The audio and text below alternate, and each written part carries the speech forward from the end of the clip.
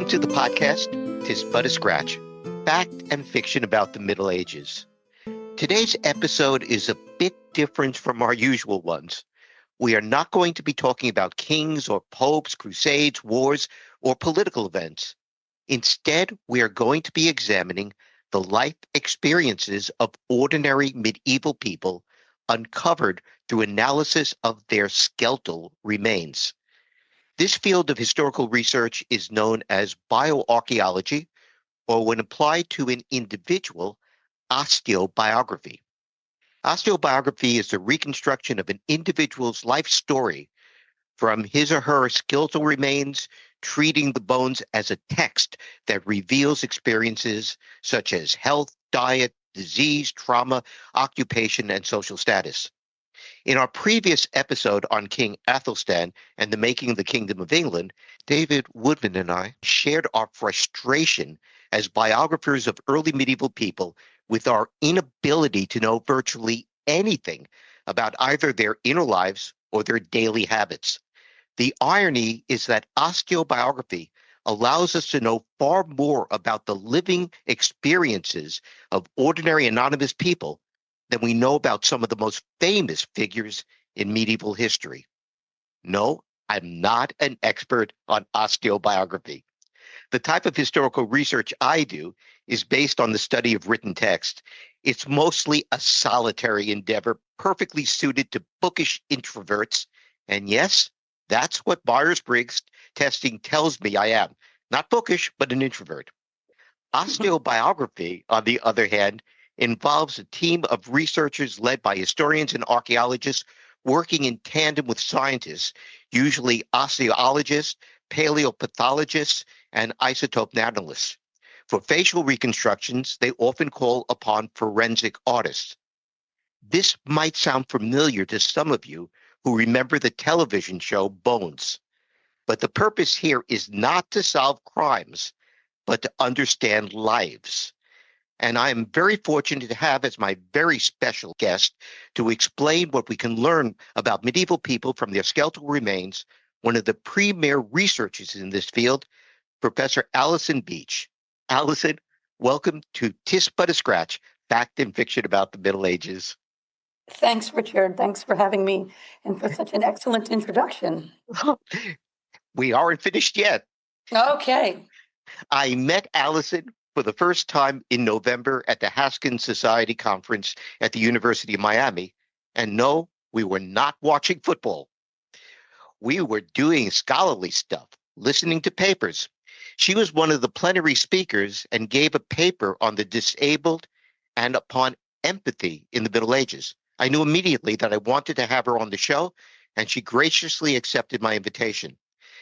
Alison Beach is professor of medieval history and director of impact in the School of History at the University of St. Andrews in Scotland. Before I continue, what exactly is director of impact? I am the department's expert, or at least pusher, for showing the UK government that the work that we're doing in the School of History changes policy, changes the way museums are set up, so that it's a way of showing that our research has value to society, I suppose. And that's a really important thing for funding in the UK. Yes, it's part of the research excellence framework, alongside research itself, teaching, and so on. In chatting with Alison one evening, I discovered that she too is a Columbia University PhD, though her doctorate was in religion. Despite a gap of 15 years, God, I am so old. We had we had some of the same professors, and she was a member in the School of Historical Studies at the Institute for Advanced Study in Princeton 7 years after my stint there. Alison is among the foremost historians of female medieval monasticism. She's the author of Women as Scribes, Book Production and Monastic Reform in 12th Century Bavaria. That was Cambridge University Press in 2004. And The Trauma of Monastic Reform, Community and Conflict in 12th Century Germany, Cambridge University Press, 2017, as well as numerous articles that explore the history of monasticism in medieval Europe. With Isabel Kochel, am I pronouncing that right? Koechlin. She edited the two-volume Cambridge History of Medieval Monasticism in the Latin West, Cambridge University, 2020. She is currently the principal investigator and historical researcher for Word of Mouth, Embodied Stories of Pre-Modern Women at Work. I love the puns. This is often simply called Team None. Alison, from the start, has been a historian of material culture, and I'll let her explain what material culture is. But since 2019, the material that she's been investigating has included bones and teeth. And I'll let her explain how she became interested in that. Alison, why don't you tell us about material culture? Thanks, Richard. So material culture is, it's very simply put, the study of the past through objects made by human beings or modified by human beings. And these can be objects of everyday life, like clothing or household objects, buildings, spaces. And my particular intro to material culture was through my interest that I conceived at Columbia, medieval manuscripts. So from the start, I've really done work on material culture as a way of seeing the lives and activities of medieval women, medieval religious women that really aren't visible or documentable in other ways. You know, in 2019, you sort of went from being a distinguished scholar known to our community very well to all of a sudden becoming a more public figure. And it's Mhm. because of an article you published, not in a historical journal, but in the journal Science. So why don't you tell people a little Well, bit about what that is? the pivot isn't as crazy as it sounds. So you're referring to the project on the lapis lazuli pigment Yes. discovered. Yes, yeah, that was a really great project, but it didn't start out seeming so exciting to me. It took me well maybe 5 minutes to realize just what I was looking at. I got an email from a team of researchers at the Max Planck Institute in Jena who had been studying dental calculus, and I'd never heard of such a thing. And they told me they had found blue pigment that they had already identified as lapis lazuli. So really finely ground, highly precious stones, so more valuable in the Middle Ages than gold, embedded in layer after layer of dental calculus. So the stuff that calcifies on your teeth, when you don't brush your teeth or when you eat and breathe, a kind of biofilm forms on the surface of your teeth, and things stick in that: pollen, the food we eat, pollution in the air, and really anything that you might put in your mouth, and it calcifies. And so dental calculus is really the only part of your body that fossilizes while you're still alive. I knew Hmm. nothing of this. I got this strange email, and my first thought was, ew, how disgusting. Why are you writing to me about dental calculus? And I think it took me about maybe 5 minutes. I was walking through Cologne in Germany, and I was really unaware of the degree to which it would change the trajectory of my research. But I realized what they thought might be the case was probably the case, that this was a person who had put a paintbrush in her mouth as she was producing illuminated manuscripts. Now, they had that insight. They thought maybe that's what it was. And they asked somebody, I will not mention name or institution, if women might have been making books of that value in the Middle Ages. And that person said, no, no, no. Women would never have been given material of such great value. And to my great joy, they told me it sounded a bit narrow. So I think they literally Googled female scribes Germany, because this was a woman buried in a community of religious women in Germany, and my name popped up because of women as scribes and the other articles that I've written on the topic of female book production. And a collaboration ensued, and we wrote a very nice article that was published in Science Advances that made a big impact. It's hard for me to say exactly why, but I trended on Twitter. That was very Yes. exciting. I was in the New York Times. I was famous for about 24 hours, Richard. But it really set my academic life on a different course, as you said, into bones and teeth, because I realized that not only was this related to what I'd been doing on female scribes, but that I was actually looking at, and in some cases holding in my hand, the remains of an actual female scribe. And that just rocked my world. Not only that, but I could see right away that you could use this method as a way of looking into the lives of people, and in my case, women, but all kinds of people who are more marginal, who don't leave their own words or their own identities in the written record. It was a window on their lives, their experiences. And I've spent the better part of the last 5 years trying to understand this source as carefully as I can, doing good historian source criticism. Yes. And it's been a life-changing and certainly career-shaping journey, and I absolutely love it. When we were first chatting about your interest in skeletons, I thought that that was a really dramatic shift from your earlier work on manuscripts, but it's all part of material culture, isn't it? Yes, I mean, we're talking about material. exactly. But I don't think many people see the human body as something that's made by human beings or shaped or structured by them. It's pretty radical, I think, for a lot of people to see a skeleton as material culture, but it really is. We act on it. What we do shapes it. Yeah, it's So, shaped by environmental actions. What yes. we do and changes what we are. I mean, I just shot myself up with Zepbound. Right. Right. So the body is sort of the sum of what we've done and eaten and how our exercise has been carried out, what our jobs are. So I'm convinced it's material culture. So in any case. So, and if you're Okay. convinced, I'm convinced. All Okay, right. so getting back to the science article. So what did you find out about this particular woman? When did she live? And it's really bizarre that lapis lazuli, that comes from where? From I mean, Afghanistan. from Afghanistan.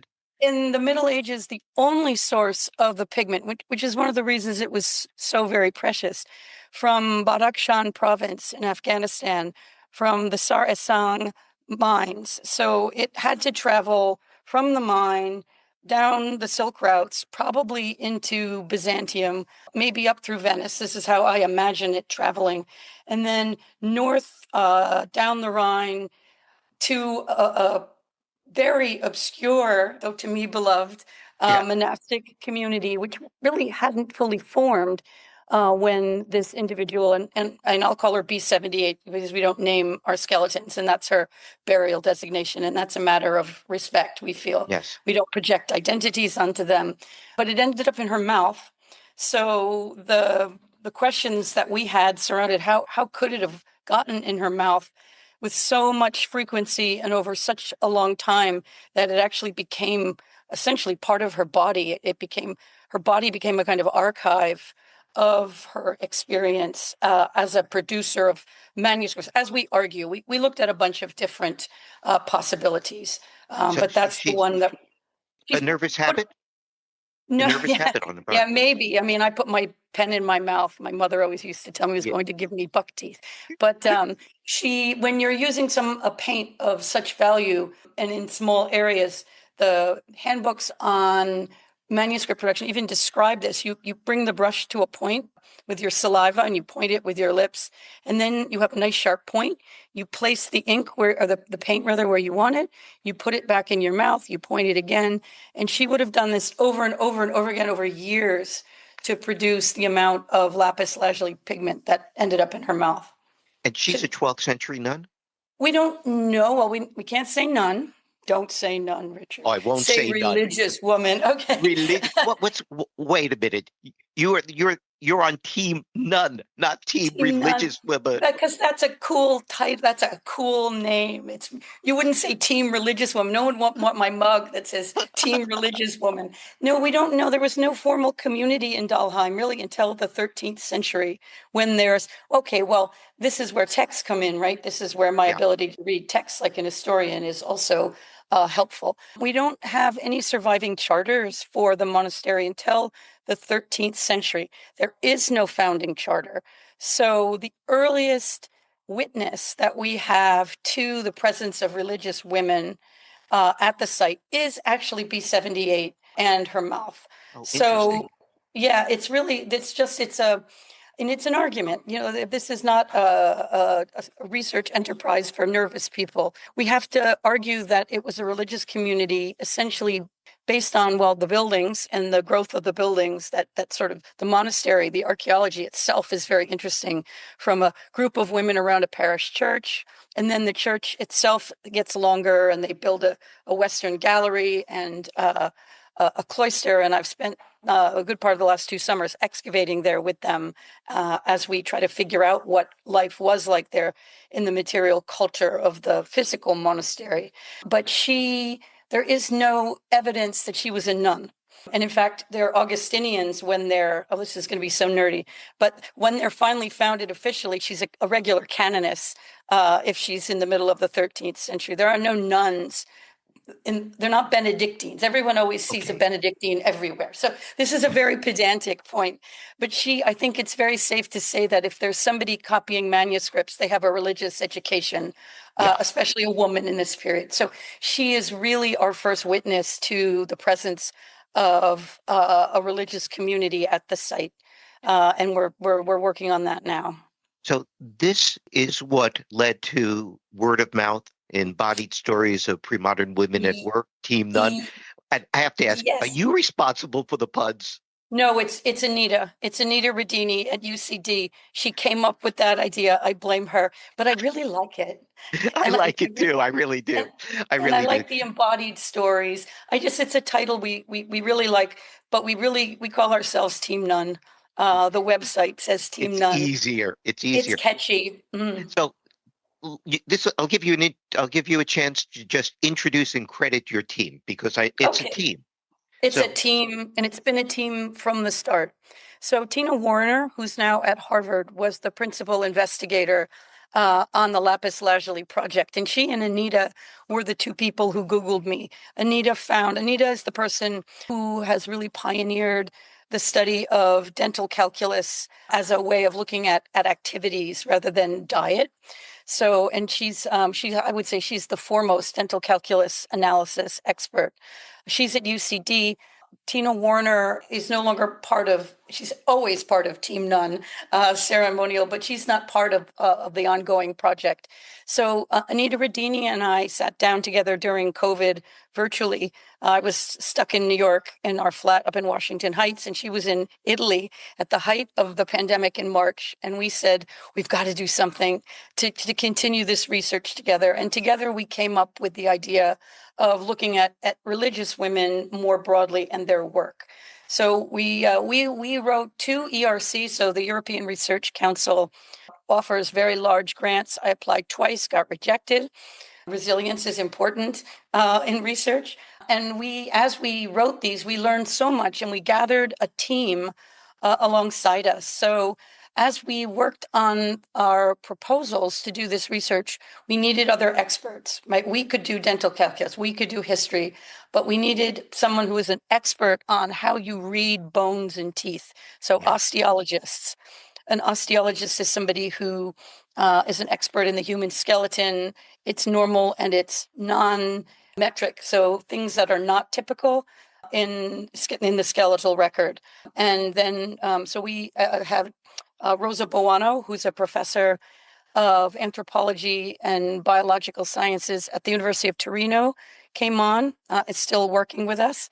And her colleague Beatrice DeMarchi is an expert biomolecular archaeologist. So she studies for us the microproteins. Get this, the microproteins that are stuck in your dental calculus. So wow. bacteria, your body's immune response creates proteins, and she can pick those up. So like the immune response to the plague in the host is at least theoretically detectable. And she does all kinds of work for us. You can also determine the sex of a skeleton from proteins associated that's actually in the enamel of the teeth, which is Really? that's relatively new. And it's relatively inexpensive compared to DNA. And you don't need to have so much material left in the skeleton. You can have a very, very fragmentary set of bones. And if you have a tooth with enough enamel, she can etch Interesting. it and do proteomics. Yes, so she came on board. And then Kate Britton is the newest of our team members, and she's a colleague of mine up in Aberdeen. And she does stable isotope analysis. So she studies the presence of isotopes in bones and teeth, and that can tell us about diet, about migration patterns basically from childhood through adulthood. And then I have to do a plug for our early career researchers. Orshi Cesare is her sidekick at Aberdeen. Eleanor Farber is my osteologist in St. Andrews. And Scott Haddow is the new osteoarchaeologist working with us in Italy. So it's a huge team. And that's just the core team. We just got back from Barcelona, where we're collaborating with the archaeology department at the University of Barcelona on a set of nuns. So we just keep taking people on board. Team Nun is big. Do you It's have any forensic artists involved in We this? do. We work with the best forensic artists, and I mean it. I'm not just bragging. In the world, we work with Dr. Tobias Holton, who is a forensic artist and craniofacial estimator who spent many years at the University of Dundee, which is one of the finest forensics programs in the world. And he does our facial reconstructions for us, and they make me cry. They're so good. You feel like you're really recovering identities all together. I remember being stunned when I saw a facial reconstruction of Philip of Macedon. I mean, it's like impossible to be able to Yeah, go ahead and see a face of a person who lived thousands of years ago. Just yeah, amazing. and the science of it is getting so good that it's really gone well beyond sort of speculative illustration. Toby works with all kinds of databases of tissue depth, of sort of regional skeleton, of craniofacial shape. He's very, very sensitive about skin color and eye color, and will not actually give much to those elements unless we can be quite sure that we're not assigning a race to someone that's inappropriate. He's really a scientist and an artist, and he does amazing work for us. I'm a That's big great. fan. Yeah. Yeah, I'm a big fan. So for our listeners, what can we learn from the analysis of teeth and from the analysis of bones? Because I would assume that we're learning different things from the teeth and the skeleton itself. Well, So what do we sometimes. learn? So from the bones, I mean, one of the really great things about bones is that they're dynamic. So your bones respond to your life, and this is why they're material culture, at least in the minds of many of us. So we can say if somebody, for example, has had a traumatic injury, and we've seen examples of this where somebody as a child has been either trampled by a horse or a cart, or they've had some other accident we don't know, and you can see how how their skeleton has been shaped by that injury. Bone struggles to heal itself. Bone, when you have a traumatic injury, bone is replaced. Bone, it's called remodeling. So if you have a break or if you have some kind of other injury or trauma to your bone, the body is very adept at creating new tissue, new bone where the break or the trauma occurred, and that often leaves markers that we can see visually. So when we do macro osteological research, we look for things like that.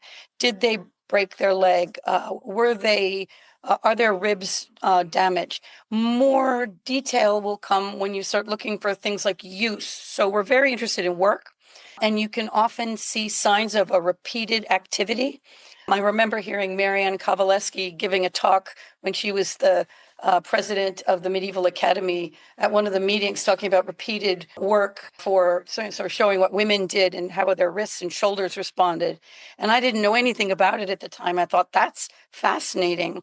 And we do the same thing. We look for signs of, say, osteoarthritis in shoulders or in hands that might indicate lots of work with hands. You can try to see handedness. If there's much more micro strain, you do a micro CT scan of a hand or a forearm, you might even be able to see they're doing much more work with their right hand or their left hand, because the more you use a bone, the more the muscle and tendon pulls on that bone and the more it grows.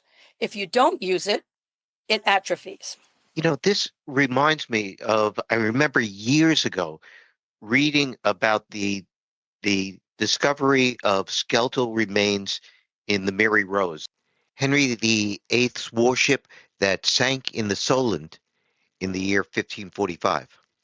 The Or, archers, yes, yeah. yes, the archers with the thickened and enlarged bones of their right arms and shoulders because of the stress of repetitive training with powerful longbows from a young age on. Yep. And And that it's that's a great example. And you can see that in the joint. But you can also see, and I don't know if that's true of the Mary Rose Archers. I don't know that no, those specifically. But the other way we see it is where the tendons attach to your muscle, to your bone. The bone responds in that very targeted area to that constant pulling, and yeah, it creates a kind of a ridge. And we will often look at a skeleton. We were just doing this in Barcelona. Oh, this person was doing something very repetitive and heavy with their right arm or their right leg or both sides. So E- Ellen read an article by Nicola Davis in the journal Archaeology that's really right on this point. It reported findings by Dr. Alison McIntosh of the University of Cambridge that prehistoric women had stronger arms than elite female rowing teams do today. She attributed this to these women repetitively grinding grain for many hours a day. Her study also revealed that by the Middle Ages, the strength of women's arm bones was pretty much on par with what it is for the average woman today. But we see in our religious women, we're often looking for markers. The work they did, we might say is sedentary, right? If we think that, let's say, our nuns at Santa Maria del Guara, where we just were, they were very posh nuns and they didn't do heavy physical labor. Ah, But we can already see some of what we call squatting or kneeling facets. So the repeated work of prayer is something and we consider embodied work to include prayer yes. because these are nuns and it's work. But we are working with our colleagues at University of Torino to identify a very complex set of points in the skeleton where it's possible to see that the markers of what could be kneeling. I mean, you might be kneeling for some other reason other than prayer, or it could be something else. But in our context, it's likely to have been prayer. So if you continually kneel, if you think about how you might kneel down, you flex your foot, you don't go flat-footed. And so one of the places where we can see changes is in people's big toe. In their big toe, in their knees, their pelvis, and so on. Horseback riding is another one. We have someone from Santa Maria de la Guerra where we think they were a horseback rider, a male, maybe a priest. These are women from a military order. Such an Hmm. interesting, right? It- Such an that interesting is community. interesting. It really is. And we had the male skeleton. The only one with dental calculus was the male. I wanted to scream. But he's very interesting and has some of the markers that the literature on osteoarchaeology suggests are related to horseback riding. So there are all kinds of things that you can see about activities, work, occupation, and things like that. Carpal tunnel syndrome for your scribes? Carpal tunnel syndrome. Now, that's a great question. And I don't know, I think we're going to have to we're doing image capture with people who do various work at at University College Dublin. And as far as I know, you don't bend your wrist when you're writing a medieval manuscript, Huh. right? You Yeah. use what is it, forefinger? You think I'd know? I've studied scribes my whole career, and I am not a calligrapher. But we can actually find someone who does do it right and do the motion capture, and then look at where we would be likely to see that the results of that. We've not seen that yet. I thought, I have one of these writing calluses that Yeah. my kindergarten teacher or first grade teacher told me I was going to deform myself if I hold my pencil too tight. But apparently that's just a callus. I thought that's the bone and we'll be able to see, a bump in the Yeah. bone. But so far, the best suggestion that I have so far for female scribal activities, pretty speculative, other than lapis lazuli. We have an individual, and this brings teeth and wear use or use wear into the story. We have an individual from Elstow Abbey in Bedfordshire who has sort of their semicircular trenches or grooves absolutely smooth in their second molars. So not so far back. Unfortunately, we're missing their lower jaw, their mandible, but they're completely rounded. And we know that women there wrote. David Baker, the archaeologist who excavated, also found 2 iron stylus objects. So it's quite possible that they're putting something like a stylus that would be something would have to be very, what's the right word, abrasive, Yeah. to create circles like that. We made a whole trip to Bedford to try to find the missing mandible. We looked in every box remaining in the skeleton store. But one of the perils of osteoarchaeology is you often have an incomplete skeleton, and this mandible is lost. But there will be other pigments in calculus, and there will be other signs of use in the mouth from implements. And the teeth themselves can tell you an enormous amount about their upbringing, about their diet. And The teeth are what, the what if you, best. yeah, The teeth explain are the about teeth. best. Teeth are exciting. And I've had many people tell me they never had such a good chat with their dentist than they did when, medievalist friends were explaining my work. I also gave a lecture to the dental hygienists at Ohio State. I think they thought I was a little crazy. But teeth are really interesting because they can be studied in a number of ways. So our isotope people use teeth to study where people came from if it changed. So as your teeth are growing up in your jaw, your body is laying down levels of enamel. That's like reading, or dentin rather, they're like reading the rings of a tree. So our folks, if we can get permission to take a slice out of a molar, it's basically a time capsule. You can go back to around the age of 2 or 3. Kate Britton has written some really interesting work on weaning. You can see when people were weaned, when their diet stopped, right? Yeah. Stopped being mother's milk, essentially, because then you're at the top of the food chain. You're actually eating your mom. Yeah. Yeah. And then you can see from the oxygen and the strontium isotopes in each level, each little prick of dentin that they take, and Orchiar Tech it's like taking tiny little samples progressively from the youngest age to the latest age. And then they run the isotopic analysis on each of those levels, each of those layers, those pricks. And you can say something about migration because the strontium and oxygen signals change when you move. And they're wizards. They're great. And they're very careful about making sure they're picking up real isotopic changes and not something about the seacoast or something like that. It's really an interesting science. So the teeth themselves, other than the calculus, which we all love, and I was slightly heartbroken in Barcelona because something about the burial preservation ate all of the dental calculus off their teeth. Out of Oh, 13 skeletons, I've got 2, and one is our male.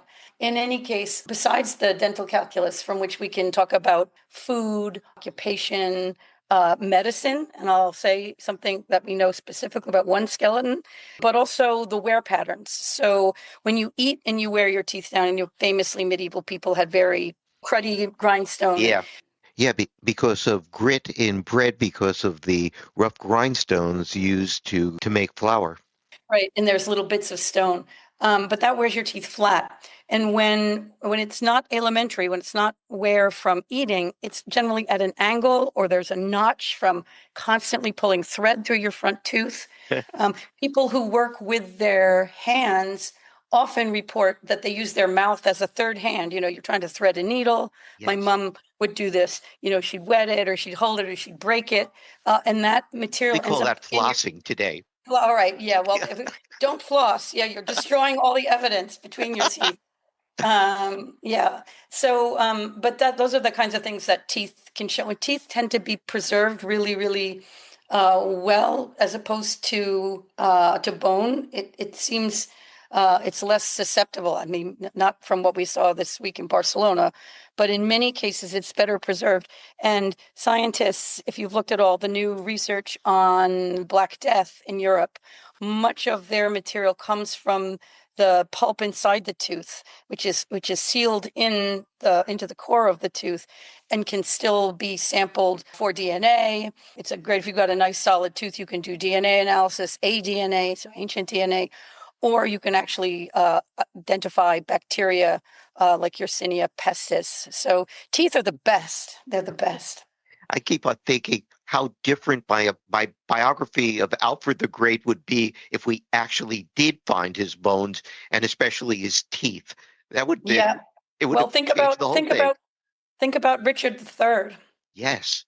And Yeah. wait for the news, because there's a bunch going to come out on Richard III. Some of it's already come out, but the dental calculus work is still in progress. So Wow, that'll be really exciting. But until yeah. that comes out, why don't you give us an example of maybe one or two osteobiographies that Okay. you've been Okay. working on? And actually, I think I mean, you're going to disagree maybe, but I think they're more exciting than Richard III, because Okay. they're people who are otherwise completely unknown to us. Yes. So, and that makes it nice. And I'm never so keen to identify individual skeletons with buried people, with people whose lives we know about. If we know them, we know them. But our primary interest is in looking at their lives and not giving them a name. So I think our whole team's absolute favorite, no, I don't think, I know, is an individual called Elsto 215. And Elsto 215 died, or she was quite old, probably. Well, it's hard to say how old she was, because she had some health issues, to say the least. So we have a big window, probably between 40 years of age and 60 years of age. And she appears, if we trust some very preliminary stable isotope analysis, which suggests that she may have had a very distinct movement from a coastal area to Bedford, which is more inland. And that's preliminary work that Kate and Orshi have done on sulfur isotopes. Very preliminary, but very suggestive, because it happens about the age you'd expect, or you might not be surprised to see a child sent to a monastery to be schooled and to potentially become a nun. When are we talking? What century? Probably 12th or 13th century. 12th or 13th? 12th or Okay. 13th century. Yeah, it's hard to say. She was buried just off the eastern apse of the church in the very first row, which is why I say 12th century, because Elstow is founded in the 12th century, and she's very prominently buried. There's clearly somebody who was valued by the community. But this was not our original estimation of her. And our first introduction was her spine. And I don't say this with pride, I say this with a bit of shame. When we were in Bedford scouting skeletons, we removed her spine from the box. It came out as one piece, essentially, because 7 or 8 of her vertebrae, so her spine between just below her navel all the way up to the back of her neck, is fused together at a little more than a right angle. Wow. So yeah, and this is very clearly something that our paleopathologists identified right away as Pott's disease, which is a form of tuberculosis that affects the body outside of the pulmonary system. So it's spinal tuberculosis. Wow. Yeah, it was very shocking to see, and we were very moved by it, but that was And her she whole. survived it. Well, we didn't know, right? Because and that was a question, right? Because it's a progressive disease, and what the body does, the bone process, I mean, to make it quite simple, is your bone is either there is a process of sort of removing bone or adding bone. And this is there's like a bone cycle, I suppose you could say. And in Pott's disease, the body keeps removing bone from your vertebrae, and eventually they lose their structure and they collapse. And then to stabilize things, the body does its best to add bone, right? You've got your inflammation, the body responds by creating more bone. And that's what creates that fusion. So if you saw a picture of it, it looks like a solid, it's bumpy and ridgy, but it's one big piece of bone all connected. Her pelvis shows roughness, her lungs on the inside show the roughness from constant coughing. She would have had fever, she would have had pain, insomnia. These are all symptoms that we know come with Pott's disease. And this is one place in which, as an historian, I don't worry about being positivistic, because these are more or less timeless physical illness processes. So we were very interested in her. We didn't have a good sense of why you'd bury somebody so impaired in such an important row. To our discredit, as I said, we just assumed, I don't know what we thought, but we started to investigate. And our paleopathologist, Rosa Boana, wanted to know if her spinal column could have made the turn through that it's, like I said, it's a 95-degree angle. So we took the skeleton to the clinical research center at Nine Wells Hospital, the University of Dundee Medical School, and our radiologist, Alan Webster, did a series of CT scans. And even he took a moment, because not only had her spinal column collapsed entirely, it had remodeled. And so remodeling, like I said in the beginning, is when bone responds to trauma or inflammation by putting down new bone. And that's happened. So imagine the scenario. She becomes progressively more unable to stand. The pain is increasing as it presses on her spinal cord. And at some point, the spine collapsed and would have compressed or even cut the spinal cord, and probably resulting in paralysis, at least from her waist down. And that means fecal and urinary incontinence. It means inability to walk. So and I was surprised that you could live with that, but clearly she did, because that bone has remodeled. So what does that mean? That means that after she became paralyzed and likely incontinent and unable to feed, wash, somebody did that for her in the community. So it's hard to say how long it would take bone to remodel. When you see the CT scan, it looks whiter than the other bone because it's new, but maybe 6 months. It wouldn't have been, 10 years, but certainly more than a day or two, or even a few weeks. And that means somebody cared for her. So she would have been lifted and washed and fed and cared for. And I think that says something really, really interesting about the Abbey of Elstow as a community of care. It wasn't a place where, when you could no longer produce, or when you became a burden, you were marginalized or abandoned, or she wouldn't have survived for that bone to remodel. So we found that very, very interesting. This reminds me of something Ellen said when I told her about your talk at the Haskins. It's a story about Ellen's favorite anthropologist, Margaret Mead. Supposedly, when a student asked Mead what is the first sign that a culture has become civilized, Mead responded with a really surprising answer. She said, a healed femur. Mead explained that a broken thigh bone in the animal kingdom means certain death. A healed femur is evidence that someone had taken time to stay with the injured person, tended to the wound, carried the person to safety, and fed and cared for that person until he or she recovered. Civilization, in other words, begins with empathy. The story may be apocryphal, but I like the sentiment. Empathy. Yeah, well, and I think the kind of empathy that comes from living in a community that's known you through all the stages of your life course.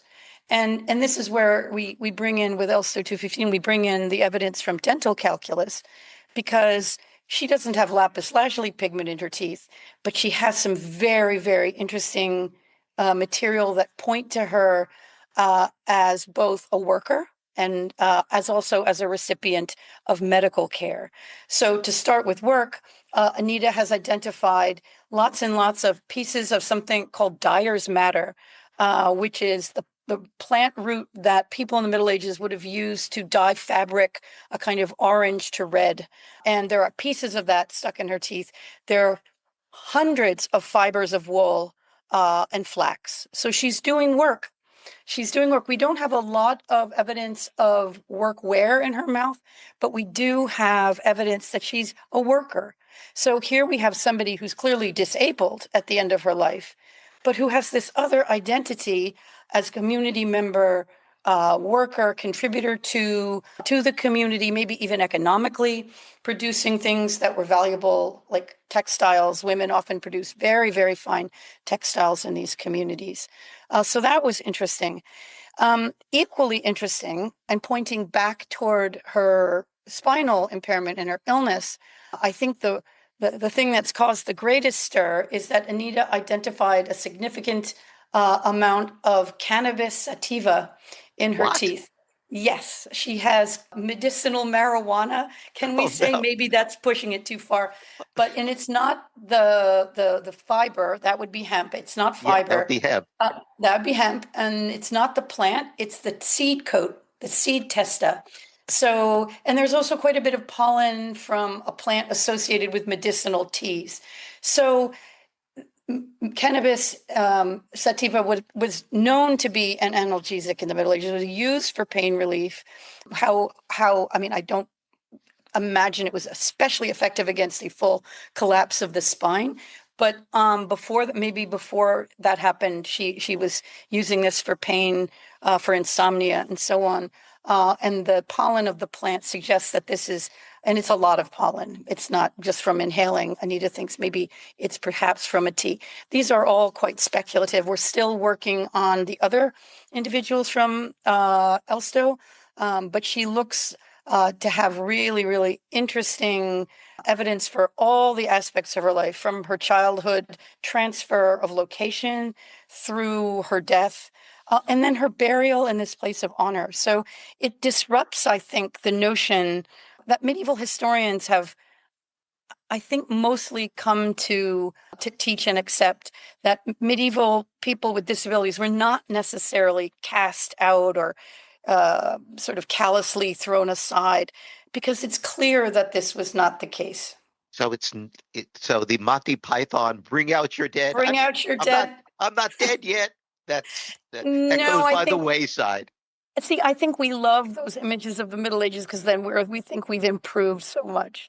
A And it would, thousand years without a bath, yeah, right? right. When you see what people are using to clean their teeth in their dental calculus, that's another myth that will at least be set aside in some cases. But no, I think that we can do a lot as Team Nun people, and we're really working on a kind of an extension project on medieval disability. And we work with individuals with disabilities. We partner with the students with disabilities at St. Andrews in a way that's really synergistic. We thought it would be one of these things where we said, hey, we've got this reconstruction. How offended are you on a scale of 1 to 10? Because our team was a bit afraid we'd offend people.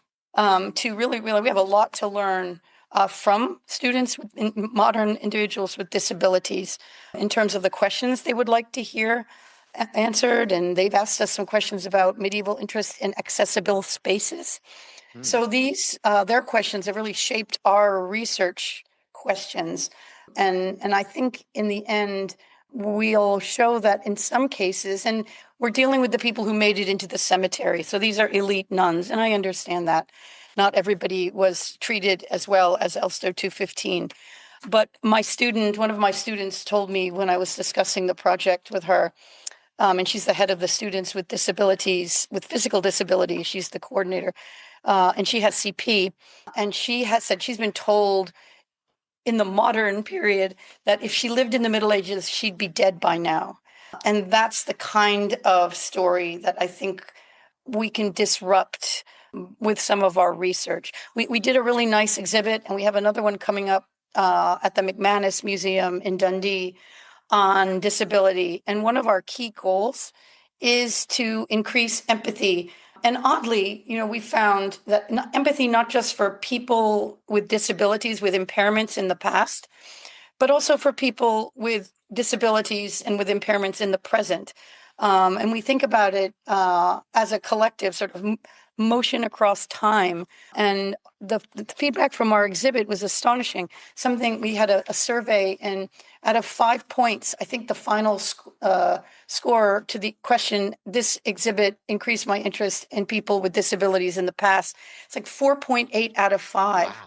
Which I guess I would have expected with all our facial estimations but the thing that astonished me and gives me hope that this research can have real impact, and not just because I'm the director of impact, but because I'm a human being, is that people answered the question, this exhibit has increased my interest in people with disabilities in the present, is not far behind. It's like a 4.3 or something like that out of 5. So clearly something about seeing disabled people in a way that popular culture doesn't portray them has interested people, and it gives us no excuse for not having empathy for people in the middle. We can't say, oh, they said bring out your dead. And I think that narrative of exclusion and callousness makes us feel better about where we are Yes. in terms of how we work with people with disabilities. And in some cases, and I'll get pushback from this, I think in some cases they did better. There's a great video from some nuns. I like to watch videos with nuns at a monastery in the south of England called Minster. And that it's a beautiful video of their life. And in that video, there's a woman who's appearing in and out all the time. The nuns are in the orchard, and she's there asleep or slumped over, but she's always with them, right? She's with them while they're working. She's with them at the liturgy. She's with them in the picture. And I think of my mom, who's in assisted living, out on a highway, not able to drive, not able to get anywhere. She's isolated from her community, and I'm in Scotland, and and I think, do we do better? Could we do better? And I know lots of cultures do better. I'm thinking about American culture Yes. at the moment.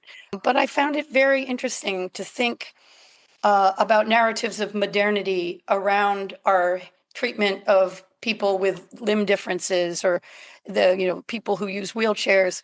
And I think if we can disrupt that narrative of medieval barbarity, it doesn't make it seem like a natural thing to exclude people or how it's always been. We do that with gendered narratives in our Team Nun project. If women are doing interesting kinds of work, then it's not natural. We love these narratives in which exclusion is just a natural thing. And Yes. often it's just built on faulty information or incomplete information about the past. Well, for a very long time, women weren't really part of medieval history. And the argument that historians gave was, how can we? Because we don't have any evidence for them. Well, And they that was had no because they weren't excuse. looking for the They weren't evidence. looking for, well, they were looking in the wrong places. And I think Yes. if a text is what you need to tell a legitimate, acceptable story about the past, then no, we're not going to be able to say much. One of the great things, and you're a fellow Columbian, that came out, I loved my time as a PhD student at Columbia. And both of my advisors were very open to allowing me to do material culture, even from the beginning. Especially Bob Somerville was really supportive of my interest in manuscripts as medieval material culture. So it's been a continuum for me. And I'm not that a person is a manuscript, but it is a source that if you have the skills, if you can do paleography and say this scribe stops here and this scribe starts there, you can say a lot about collaboration in between the sexes and women's contributions to the Renaissance of the 12th century and all of those acceptable topics that I was trained. These are the real questions of history. I was lucky in that I had that broad training that allowed me to see a way forward when a different kind of material culture literally, ended up in my email inbox. And it's Uh, interesting because what you're talking about is the medieval version of both social and cultural history that allows us to be able to look into the lives of not the famous people, not the great actors in history, but right, the ordinary people, people like us, right. the people People, who've people, disappeared from history until now.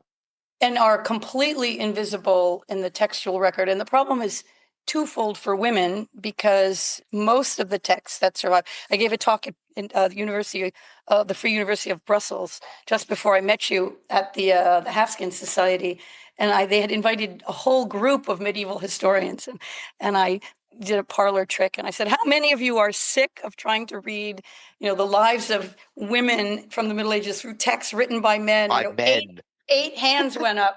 And I said, me too, and I felt at the point when I met Tina Warner and Anita Radini that I had done what I could and wanted to do through manuscripts, looking and identifying. I developed a way of identifying female scribes that I think has taken hold, and I've left that now to a new generation of students. I've had a bunch of students say, "Oh, that's the method I use," and I love that. It's in their hands now, and now I am at that lovely stage in my career where I feel like I can build on that, I can pivot, and I have pivoted into similar questions, but new material, and even more, dare I say it, even more revealing about non-elite lives, about the ones who weren't able to write, weren't able to create manuscripts. I mean, what did they eat? What kind of work did they do? What kind of pain did they, or pain's hard, but what kind of diseases did they have? And that's not going to be available in any text. It, And I couldn't love my new research any more than I do. so to have a bit of equity and diversity in this, have you Yeah. done an osteobiography of a male? Yes, yes, I have. We have a great one. So the first assemblage that we took in our lab in St. Andrews is from a hospital near Newcastle. And he's another reason we got interested in disability because he was buried right under the chancel arch, inserted very intentionally beneath a beautiful 13th century tile floor. So absolutely placed in the most honorific position. And we Yes. thought this is a patron. And then we looked at the skeleton, and one side of his body is a good 6 inches shorter than the other. And the bones are much more slender, they're gracile.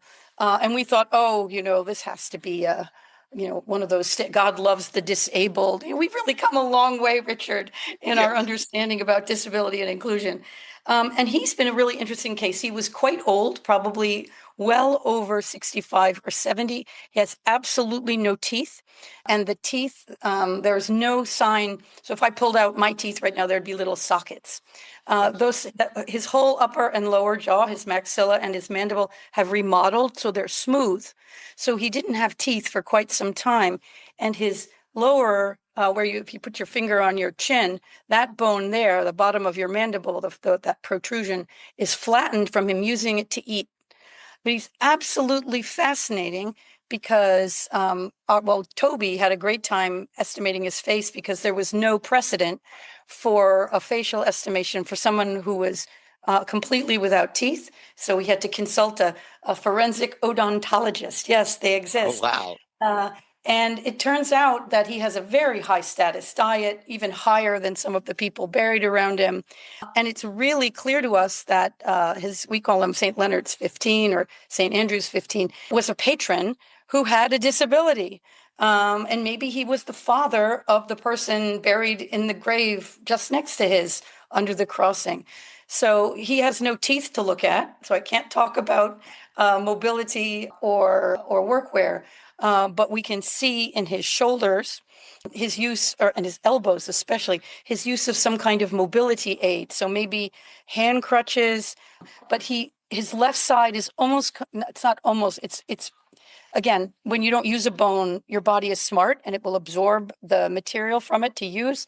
And so because he wasn't using that side, his body actually absorbed some of the bone tissue. So it's very much slimmer than the sort of chunkier right femur. And you can see the break. Our wizard of a osteologist, Nora Farber, arrived on campus and immediately found more breaks in his tibia, his lower leg, the bigger bone in your lower leg. So we've done a whole osteobiography of him that's really focusing on disability and inclusion and intersectional identities, and trying to make the argument that what we did was wrong, which was to reduce his identity to handicapped person or disabled person. Yes. And our approach is a life course approach where we don't see a binary able, disabled, but an individual with a life course that we can see quite clearly through the production of a multidisciplinary osteobiography. So we love him too, but we love Elster 215 even more because she's a nun. Oh, I'm pretty sure she's a nun. I finally yeah. let Toby put her in a habit. At first, like, you're not going to make her into a nun until we're sure. But after the sulfur drop at age 4, I said, okay, I'm convinced, and he's working on her in a habit now, which I love. I love Yeah, that. yeah, it's So great. your closing thoughts and your what future research do you see being done in this field? Or are we already doing the research that's needed? Well, I think there's been a lot of really good research on, I think, disability. Well, that's, I'll focus it on the disability project because that's, I think, where the end of my career will take me, Okay. via still working on the monastic communities in that context. But historians and theorists of disability have done an excellent job of problematizing understandings of disability, pointing out that disability is very hard to define. Even what is it? I mean, I wear glasses. If I didn't have them, I wouldn't be able to read, and that would be a disability. But in my society, it's not. It's annoying, but it's not a disability. So it's very hard to define disability, and the fundamental, I would say the fundamental reconstruct there is that it's disability is a social construct. In addition to having medical or physiological underpinnings, how we understand it, how we accept or don't accept it, is a social construct. They've done a great job with that. And then on the other hand, there's some preliminary work quite good on disability in the bioarchaeological record. And I think that there's lots of, I mean, of course, I think it's a good idea because this is what I want to do. Because I've worked with material culture for so long, I see the value in standing right at the middle of those two worlds, and bringing them together, not prioritizing one over the other, but having them in a real dialogue. And I think when historians can stop saying, but that's not history, and I don't want to talk about that, Yes. and archaeologists can say, but we have empirical evidence and we don't really need to cite historians, until we can break down those two silos. Or I'll put it more positively. I think we can break them down, and then we're going to do really, really good things together. And that could be true of any number of different communities, peasants, who I can think of people buried in prison cemeteries. They're Western, and I only speak here of Western Europe because there are lots of problems with osteoarchaeology and other societies, and it's not for everyone. Ethically, it raises issues. It's not for everyone. But I think in Western European history, there's lots of potential research to be done if we work together. And I agree with you. I mean, the Gestalt is important. Bringing it Yeah, all together and being able to see medieval people as real people, yes, not and as not just caricatures. simply not Yeah, characters from a story, but people who had real lives. Well, I just wanted to thank you for thank joining me you. in this. It's been a My lot of fun. great pleasure. I've learned a lot, and what I'll do is I'll put in the show notes contact information for Team Okay, Nun great. so Hmm. that you'll have that.